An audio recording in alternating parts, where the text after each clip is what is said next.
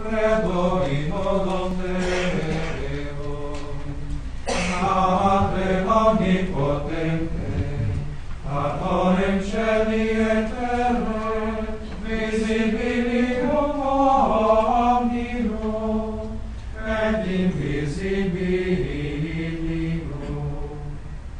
et in nonum Domini. All men are vain in whom there is not the knowledge of God.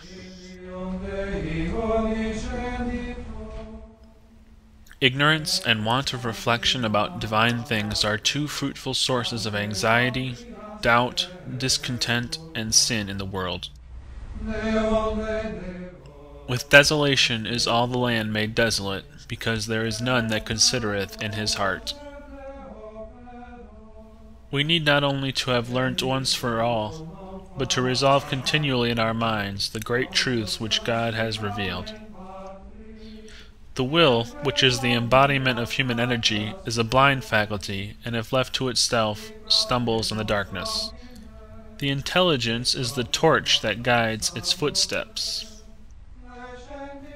The intelligence must be formed by the knowledge of God and meditation on Him, in order to be adequate to its great task.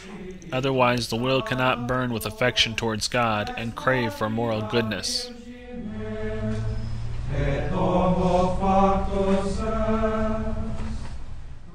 We need this light always burning before us to illumine our path and help us to pick our steps. How great is the blindness, and how lamentable the miscalculations and failures of those who do not have this light. Consider how much you need the science of God, and how deficient you are in it. Resolve to apply yourself to it. Ask God to infuse it into your soul. The remedy for ignorance and inconsideration is to be found in knowledge and meditation on theology. As a science it will perfect the understanding, as devotion the will. We shall be able to cast light upon the great problems that have perpetually exercised men's minds: the origin of evil, the permission of sin and suffering, the object of our existence, the law of our perfection and happiness, the secrets of the future life, the designs of God's providence.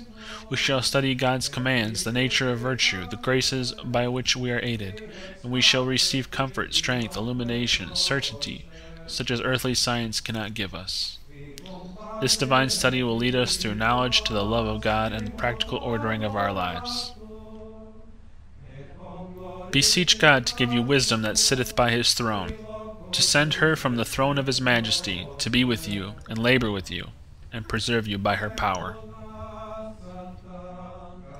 To attain to this divine science, the prime necessity, beyond all talent and cultivation, is purity of soul. Only the pure of heart can see God. Wisdom will not enter into a malicious soul, nor dwell in the body subject to sins. Wisdom 1:4. The intellect must be purified by faith, which eliminates perturbing errors and dispels the mists that cloud the spiritual vision. The will is purified by innocence of life and adhesion to God and love. These faculties, like all others, are susceptible to cultivation and of being perfected to an extent incredible to those who have not personal experience of it. They become sensitive to the finer vibrations of divine light and divine warmth, which are lost upon the coarser sensibilities of the worldly, the selfish, and the proud. Deplore the many impurities of your mind and affections.